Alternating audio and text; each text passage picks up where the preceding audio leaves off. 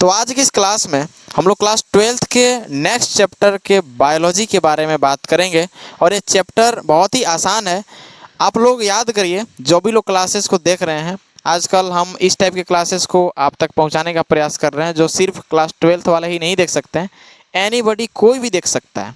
जैसे पिछला अभी 2 सेशन हमारा चला था कैंसर के ऊपर, और कैंसर को पूरा बेसिक से हम लोग समझे थे, और उसके आगे उसका निदान कैसे किया जा सकता है, कितने प्रकार के थेरेपी होते हैं जिनसे इलाज होता है, टोटल चीज़ एक्सप्लेनेशन किया जा चुका है। आज हमारा नया टॉपिक है जो कि फेवरेट भी है और इंटरेस्टिंग भी हो सकता है आप लोगों के लिए। जो आप घर में दूध से बनी हुई जो भी प्रोडक्ट का यूज़ करते हैं वो कैसे बनता है, उसको बनाने के पीछे का साइंस क्या है। हालांकि बहुत जगह पे आपने देखा होगा, अलग लोग अलग अलग तरीके से बताते हैं, ठीक है ना। तो आज हम लोग डिटेल से इसके बारे में स्टडी करते हैं कि आखिर कैसे कैसे दूध में ये सब परिवर्तन होते रहता है। सबसे पहले आप ये समझिए कि दूध जो होता है, पहली चीज़ वो जंतु उत्पाद होता है। और बाबू, दूध का पीएच मान लगभग 6.4 से 6.5 होता है, जो कि अपने आप में अम्लीय होता है। क्योंकि 7 से कम जिन पदार्थ का पीएच मान होता है वो पदार्थ क्या होते हैं जी? एसिडिक, यानी कि अम्लीय होता है। और अगर किसी पदार्थ का पीएच मान अगर 7 है तो वह पदार्थ उदासीन होता है। और अगर किसी पदार्थ का 7 से पीएच मान ज़्यादा हो गया, ठीक है, तो वह क्या होता है? क्षारीय होता है। पीएच स्केल 0 से लेकर 14 तक काम करता है, ठीक है ना। 0 से लेकर 14 तक कार्य करेगा, 14 तक होता है, उसके हाफ कर दीजिएगा 7 हो जाएगा। ना वो अम्लीय रहा ना वो क्षारीय रहेगा। 7 से कम हुआ अम्लीय हो गया, और 7 प्लस चला गया तो क्षारीय हो गया। सिंपल। तो दूध का पीएच मान 6.5 होता है। तो जब 6.5 है तो दूध क्या है आपका? अम्लीय है कि क्षारीय है? सिंपल सा जवाब होगा कि दूध क्या है? अम्लीय पदार्थ होता है। अब सवाल है कि सर दूध में कौन सा एसिड पाया जाता है? जैसे बोलता है ना क्लास 10th के हिसाब से कि इमली में टार्ट्रिक होता है, संतरा नींबू में आपका सिट्रिक एसिड होता है ना, मेथेनोइक एसिड होता है, नेटल के डंक में एंड चीटी के डंक में होता है। आपने ये भी पढ़ा होगा, ठीक है ना, कि जो सिरका होता है उसमें एसिटिक एसिड पाया जाता है। तो इसी प्रकार से एक्स्ट्रा चीज़ों के साथ हम बता रहे हैं कि जो दूध होता है, दूध में लैक्टिक एसिड पाया जाता है। क्या पाया जाता है? लैक्टिक एसिड पाया जाता है। अब चलो इसी जगह पे एक नया सा टॉपिक आता है हमारे पास, ठीक है ना, जिसका नाम है दूध से क्या बनना जी? दही बनना। दूध से दही बनना। बताइए कितने लोग बनाए हैं आप लोगों में से? क्योंकि हम पढ़ाए हैं, हम आज तक बनाए नहीं हैं। मतलब नेचुरली जो प्रयोग किया जाता है ना, प्रयोग तो मेनली घर पे हो गया, हम लोग यहाँ पे पढ़ा देंगे, प्रयोग तो घर पे होता है, बट हम आज तक प्रयोग नहीं किए इस चीज़ का, ठीक है। तो आप लोग क्लास में जो भी लोग किए होंगे बताइए। हाँ जी, क्या करना होता है? क्या करना होता है? जल्दी जल्दी बताइए फटाफट। ठीक है, और फिर वो जम जाता है ना, बस ऐसे ही होता है ना। सुनिए ध्यान से मेरा बात। पहले बाबू एक एक स्टेप पढ़ा रहे हैं, बेसिक से एकदम पढ़ा रहे हैं, ठीक है। सबसे पहले कच्चा दूध लेते हैं। क्या लेते हैं? कच्चा दूध को लेते हैं, उसको हम लोग जनरली गर्म करते हैं। कच्चा दूध को क्या कर देते हैं? गर्म करते हैं। हल्का क्या कर लेना है? ठंडा करना है।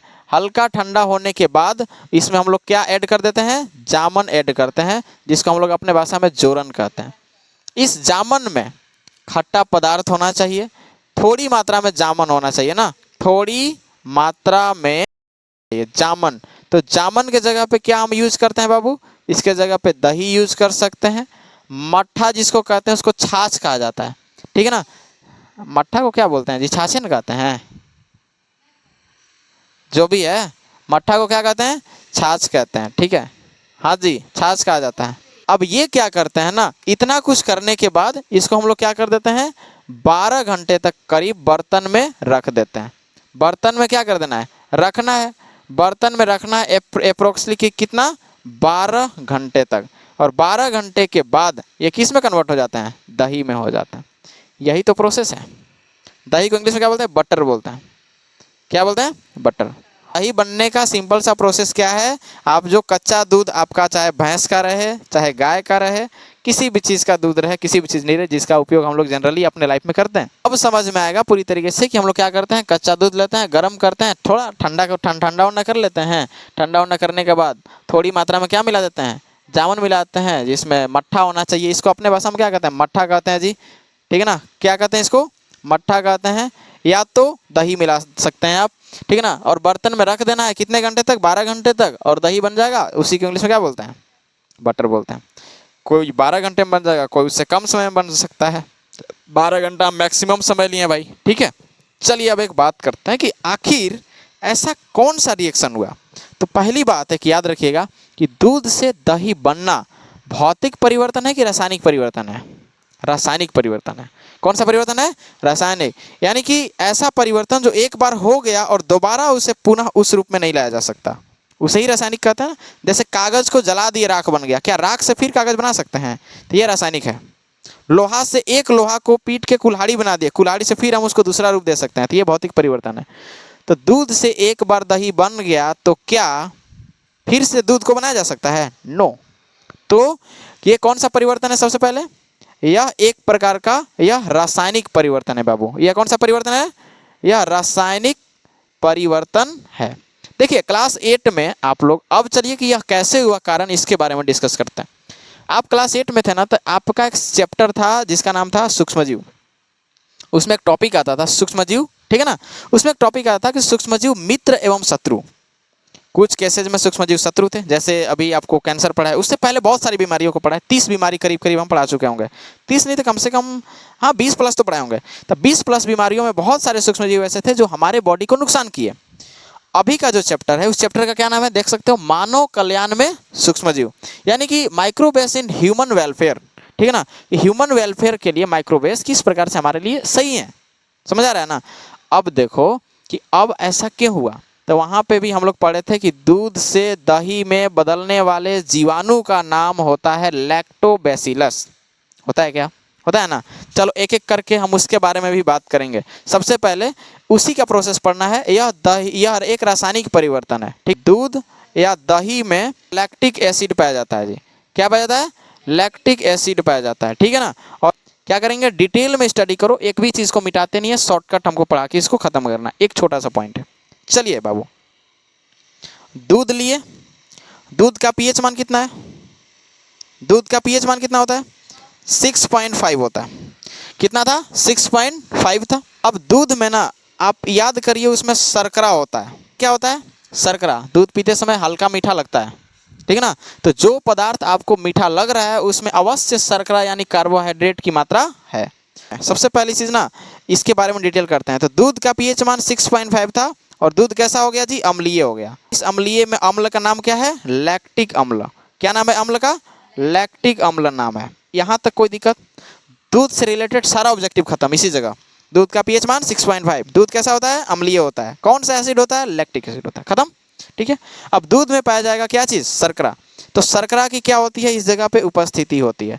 अब अगर दूध में जब तक शर्करा है तो उसमें एक प्रकार का बाबू जीवाणु पाया जाता है जिसका नाम है, चलिए बताइए, लैक्टोबैसिलस। क्या नाम है? लैक्टोबैसिलस केसियाई।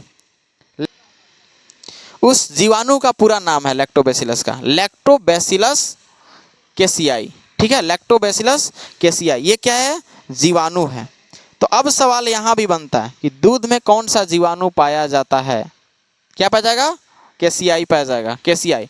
अच्छा, अब उसमें केसिन नाम का प्रोटीन भी पाया जाता है, ठीक है ना। क्या पाया जाता है? केसिन नाम का प्रोटीन भी पाया जाता है। अब सुनना ध्यान से कि जब हम लोग इस दूध में, जब हम लोग इस हल्का ठंडा दूध में थोड़ी मात्रा में जामन को मिलाए, या तो दही या तो छाछ, जो भी मिला उसको हम लोग क्या किए भाई? मिला दिए, ठीक है ना। अब जैसे ही उस चीज़ को मिलाए तो जीवाणु जो कि छोटा आकार का है, और आपको पता है कि जितने भी छोटे सूक्ष्मजीव होते हैं वे लैंगिक जनन करते हैं कि अलैंगिक करते हैं? सेक्सुअल करेंगे कि असेक्सुअल? असेक्सुअल रिप्रोडक्शन करते हैं और बहुखंडन जनन करते हैं। क्या करते हैं जी? बहुखंडन जनन करते हैं। समझ में आ गया ना। तो ये जो जीवाणु है क्या करेंगे? बहुखंडन करेंगे। क्या करेंगे? बहुखंडन। ये कब करेंगे? कि जब हल्का सा जामन मिला दिए ना, तब। किस में? दूध में। अब सवाल ये था कि जो दही था सर, उसी में था क्या लैक्टोबैसिलस? बिल्कुल उसी में था।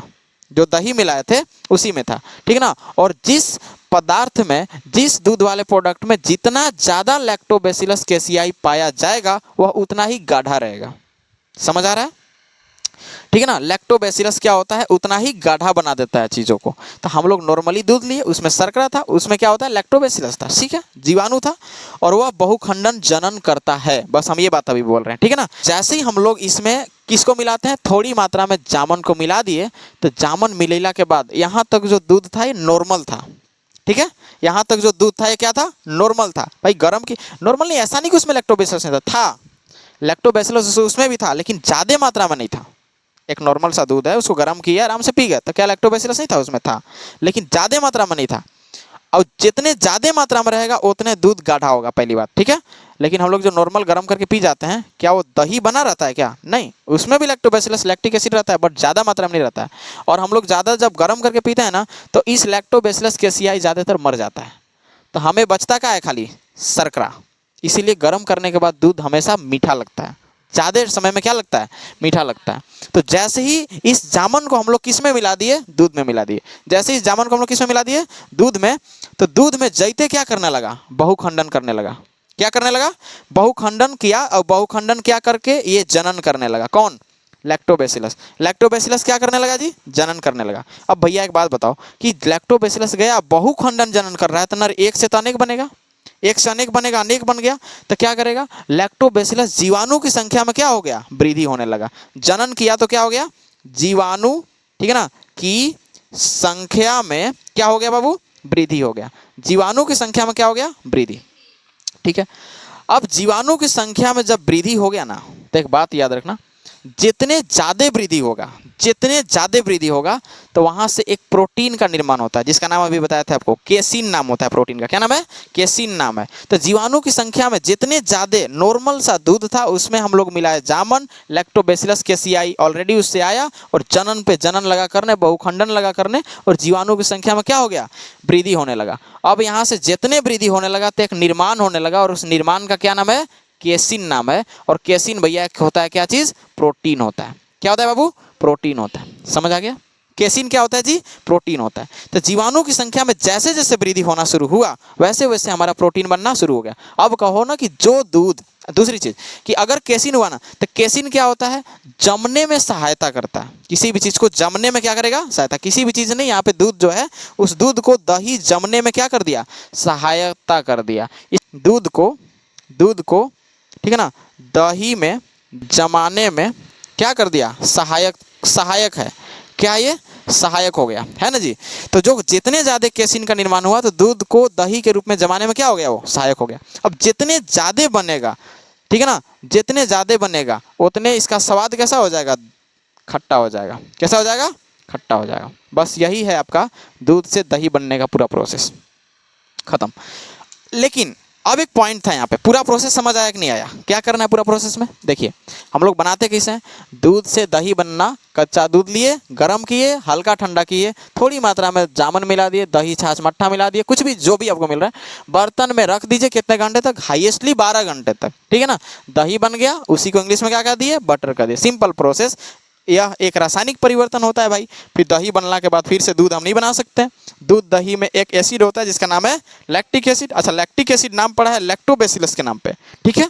आगे बढ़े तो दूध आ गया। दूध का पीएच मान 6.5 होता है। यह अम्लीय होता है और यह लैक्टिक एसिड इसमें पाया जाता है, लेकिन ज़्यादा उस टाइम नहीं पाया जाएगा। एक दूध है तो नॉर्मल, उसमें लैक्टिक एसिड ज़्यादा नहीं रहेगा। दूध देखते हो, गाय से दूध निकाला गया सीधे खट्टा लगता है क्या, नहीं, तभी 6.5 तो खट्टा रूप हो गया। इसके बाद दूध में होता है हल्का शर्करा। उपस्थिति किस चीज़ की होती है, लैक्टोबैसिलस केसियाई नाम का जीवाणु का, ठीक है ना। लेकिन अगर दूध को हम गर्म करके ऐसे पी गए, ये शर्करा नाम का चीज़ धीरे धीरे क्या होने लगता है, बढ़ जाता है रे, बढ़ जाता है ना। शर्करा क्या हो जाएगा, बढ़ जाएगा, और जीवाणु जो था वो मर न जाएगा। गर्म करेंगे तो जीवाणु जिंदा रहेगा जी, अजीब बतिया रहे हो तुम भी। तो शर्करा सिर्फ बचा ना, तो वो शर्करा इसीलिए दूध को गर्म करके पिया जाता है। तो क्या रहता है उसमें, शर्करा।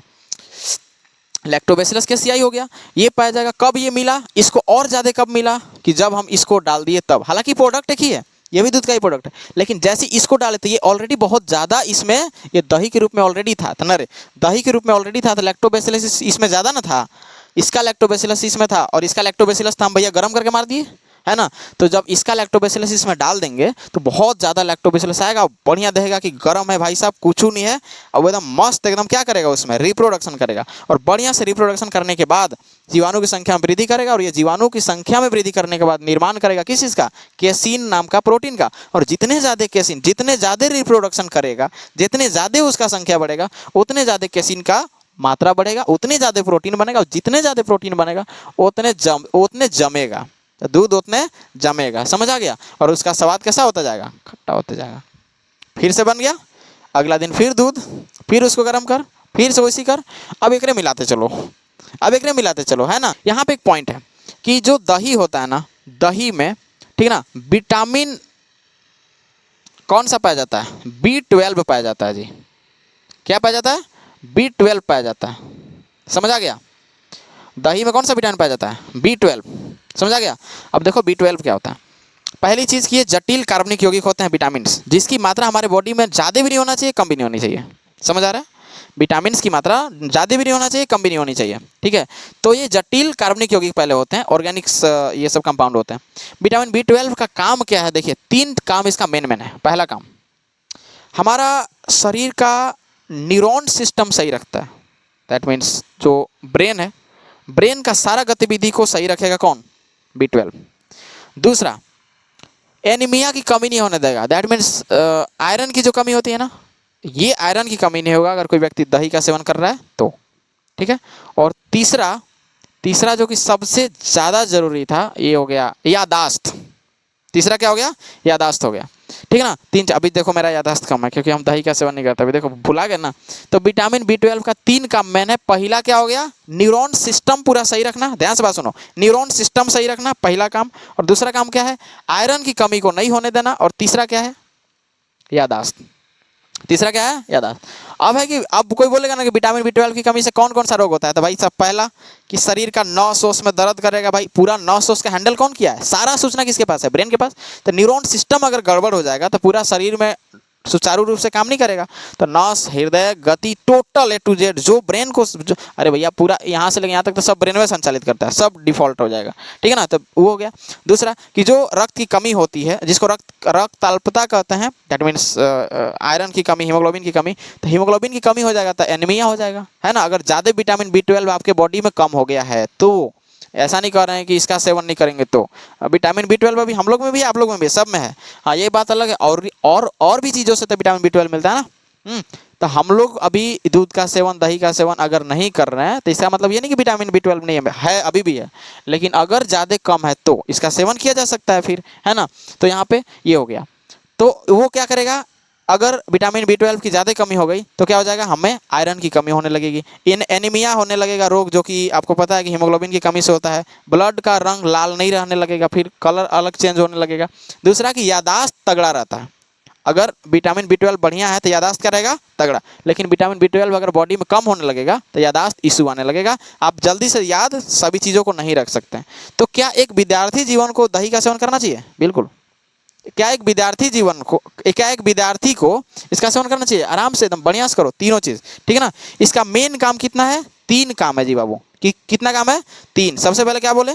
तंत्रिका तंत्र को बैलेंस रखेगा, तंत्रिका तंत्र को। और दूसरा क्या बताया? हीमोग्लोबिन ना जी, क्या रखेगा? हीमोग्लोबिन की मात्रा ये बनाने का काम करेगा। और तीसरा क्या करेगा? और तीसरा काम क्या करता है ये अभी बताया आपको? यादाश्त इशू, यादाश्त इशू, ठीक है ना। तो अगर किसी व्यक्ति को यादाश्त इशू है तो विटामिन B12 की मात्रा बढ़ाइए। अगर किसी में हीमोग्लोबिन की मात्रा में कमी है तो B12 की मात्रा बढ़ाइए, ठीक है ना। तंत्रिका तंत्र में अगर दिक्कत हो रहा है, शरीर का सिस्टम में दिक्कत है, तो दही की मात्रा को बढ़ाइए। और अगर इसकी मात्रा कम है तो सब में दिक्कत हो जाएगा, है ना। इसमें भी दिक्कत, इसमें भी दिक्कत, इसमें भी दिक्कत, दिक्कत बहुत ज़्यादा होगा, दिक्कतें बहुत ज़्यादा होगा। ये तो पूरा बॉडी है, तंत्रिका तंत्र भले थोड़ा छोटा सा खोपड़ी, लेकिन पूरा बॉडी है। समझ आ गया? तो ये हो गया आपका विटामिन B12। अब बताइए, अब कौन कौन सा सवाल है? अब कुछ लोग जो दही के जमाने के लिए यूज करते हैं वो संतरा यूज करेंगे, नींबू यूज कर देते हैं, करते हैं ना। हाँ हाँ हाँ, नींबू में भी सिट्रिक एसिड होता है। अच्छा, ऐसा क्या हुआ, सुनिए, ऐसा क्या हुआ कि नॉर्मल सा दूध, जो नॉर्मल सा दूध था जिसका pH मान 6.5 था, वो एकदम से खट्टा हो गया। अब क्या दही का pH मान इतने रहेगा? 6.5 रहेगा? नहीं, इसका pH मान और घट जाएगा, 5 तक हो सकता है, 6 तक हो सकता है, 5.5 तक हो सकता है। जौन दही जैसा वैसा खट्टा भी रहता है। अगर आप नींबू डालकर, अगर आप संतरा का रस डालकर, उसमें सिट्रिक एसिड होता है। तो देखिए, कोई भी अगर हम इस दूध में कोई भी एसिडिक चीज़ों को डालेंगे, एसिडिक चीज़ मतलब एसिडिक नहीं, एसिडिक चीज़ों को डालेंगे, यानी खट्टे पदार्थों को इसमें मिलाया जाएगा एक नॉर्मल सा दूध में, तो उसका pH मान घटेगा, घटता है, सही बात है। भैया एक ही तो पहली चीज, और ही एसिड है इसमें, इसका पीएच मान को हम बढ़ा नहीं रहे हैं, इसका पीएच मान हम बढ़ा नहीं रहे हैं, पीएच मान क्या कर रहे हैं, घटा रहे हैं। मान लो मैं नींबू डाल दिया तो नींबू तो बहुत खट्टा होता है जी, संतरा डाल दिया संतरा भी बहुत खट्टा होता है, तो इसका पीएच मान बढ़ेगा या घटेगा, घटेगा। पीएच मान घटना मतलब और एसिडिक होना। मान लो 6.5 था 6 हो गया, ठीक है ना, मान लो कि 5.5 हो गया 5 हो गया, और ही डालने के बाद तो पीएच मान घट गया, और जब इसका पीएच मान घटेगा तभी ये गाढ़ा बनेगा। समझ आ रहा है? यहाँ भी देखो इसी हुआ था, जैसे ही इसको हमने मिलाया जामन को तो इसका बहुखंडन हुआ, तो जनन हुआ, तो जीवाणु की संख्या में वृद्धि हुआ, ठीक है ना, तब जाकर ये केसिन प्रोटीन दही के रूप में जमा। समझ आ रहा है ना? यहाँ पर एक समस्या है, पता है क्या, इसके जगह पे नींबू और संतरा का यूज इंसान कर सकता है, वो इसका पीएच मान को घटा देगा, और जैसे ही पीएच मान घटेगा तो दही के रूप में जमना शुरू कर देगा, फटने जैसा भी रहेगा, ठीक है ना। लेकिन तुम एक नींबू का प्रयोग करके दही का देखना, और एक मट्ठा इसका वाला देखना, दोनों में अंतर मिलेगा, थोड़ा सा अंतर मिलेगा। ई तुमको अलग टाइप का लबालब दिखाई देगा, ऐसा लगेगा ना कि ये फटे जैसा है, ऐसा लगेगा, और इसका संरचना अलग रहेगा, ठीक है ना। ये पूरा गड्ढा रहेगा और एकदम इसको अलग करना टफेस्ट हो जाएगा तुम्हारे लिए। नींबू वाला उपयोग कहाँ किया जाता है, ये सब होटल में किया जाता है, समझ रहे हो, ये सब ज़्यादा कहाँ किया जाएगा, होटल में। अब एक बार होटल मतलब रेस्टोरेंट में, होटल मतलब 2 होटल होता है, एक होटल होता है दूसरा जहाँ पे लॉज में लोग रहता है, ठीक है ना, ये दूसरा चीज़ हम बोल रहे हैं, ठीक है ना। तो यहाँ पे ध्यान ये देना है कि हमें प्रयोग क्या करना है, नेचुरल दही बनाने के लिए हमको किसका उपयोग करना पड़ेगा, दही का ही यूज करो, कहीं से आस पड़ोस से लेके आ जाओ, ठीक है। ऐसे इस सब का प्रयोग में अंतर है। अच्छा बताइए ना, संतरा में कौन सा एसिड होता है, सिट्रिक एसिड, नींबू में कौन सा एसिड होता है, सिट्रिक एसिड। सिट्रिक एसिड में कोई बैक्टीरिया है क्या, और हमको कौन सा बैक्टीरिया चाहिए जो हमारे लिए फायदेमंद है, हमको चाहिए मानव कल्याण में सूक्ष्म जीव, तो मानव कल्याण करने के लिए क्या चाहिए हमको, लैक्टोबैसिलस केसीआई चाहिए, है ना। तो लैक्टोबैसिलस होता है क्या उसमें, उसमें तो सिट्रिक एसिड होगा, सिट्रिक एसिड है ना, नींबू में भी सिट्रिक एसिड है। तो जो हमारा भैया फायदा पहुंचाने वाला है वो तो हमको नहीं ना मिला, हमको कौन मिला, नींबू वाला मिला। तो नींबू वाला उतना फायदा देगा जितना हमको ही देगा, इसलिए अभी बताया जमने के लिए तो सिक्का से भी जमा देता है, ठीक है, सिक्का का भी प्रयोग करके, पता नहीं कोई प्रोसेस है, सिक्का करके भी कोई जमा देता है। अच्छा देखो 10th में था ना, तो तुम लोग एक सवाल आया था कि ताजे दूध को ताज़ा रखने के लिए ग्वाला उसमें बेकिंग सोडा मिलाता है, क्यों पूछता था, अम्ल क्षारक लवण चैप्टर में था, याद करो, याद है तुम लोग के नहीं याद होगा, हम पढ़ाते हैं ना, हमारा याद है। पूछा था कि कोई ग्वाला है जो दूध को ताज़ा रखने के लिए उसमें बेकिंग सोडा मिलाता है। बेकिंग सोडा का सूत्र क्या होता है, क्या होता है, NaHCO3, क्या होता है जी, NaHCO3, और इसका जो नेचर होता है ये होता है क्षारीय, ये क्या होता है, क्षारीय। समझ आ रहा है? अब दूध अगर कोई बेचने निकला टैंकर लेकर, पूरा जो भी टंकी होता है उसमें दूध है, कुछ टाइम में खराब हो जाएगा, ठीक है, कुछ टाइम में खराब हो जाएगा। खराब क्यों होगा, क्योंकि दूध को अगर छोड़ देंगे तो धीरे धीरे उसका पीएच मान में कमी आने लगता है। और देखिएगा नॉर्मल दूध भी अगर बहुत लंबे समय तक गर्म करके आप छोड़ दिए 12-14 घंटे तक, वो फटने लगता है। क्यों, अब दूध कब फटेगा, जब पीएच मान कम होगा तब, ठीक है ना। तो अगर कोई भी दूध, कच्चा भी दूध है तो वो भी खराब होगा। कारण क्या है, क्योंकि अगर उसे खुले में हम छोड़ दिए तो पीएच मान में क्या होने लगेगा, उसका कमी होने लगेगा। समझ रहे हो, ठीक है ना।